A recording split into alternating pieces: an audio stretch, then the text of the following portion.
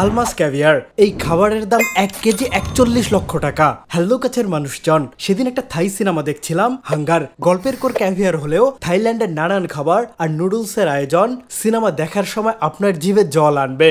No worries, noodles tom yum shrimp noodles এসে গেছে বাংলাদেশেই। এই থাই নুডলস রান্না করা খুবই ইজি, আলাদা কিছু অ্যাড করতে হয় না। অন্যদিকে রিফ্রেশিং লেমন অ্যারোমা ছড়িয়ে যাবে সবখানে। সুপি স্টাইলে বেশি মজা, একদম অথেন্টিক থাই ফ্লেভার। এদিকে থাই গল্পটা ছিল পল নামের এই বাচ্চার। তার মা ছিল একজন মেইড, একটা রিচ কোরিয়ান ফ্যামিলিতে কাজ করত। পলও সেখানে থাকতো। ব্রেকফাস্টে সেই বড়লোক মা ব্রেডের উপর কালো কালো দানা দিয়ে তার বাচ্চাকে খাওয়াতো। তা দেখে পলের অনেক কৌতূহল জাগে, এই কালো জিনিসটা কি। একদিন পল ফ্রিজ খুলে তা দেখতে যায়, এমন সময়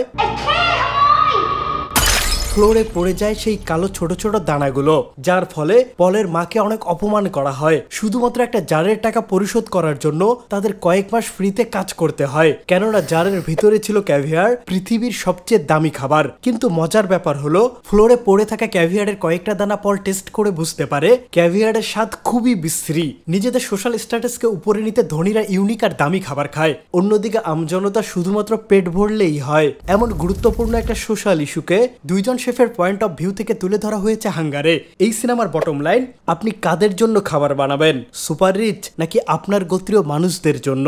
এই প্রশ্নটা হিট করবে।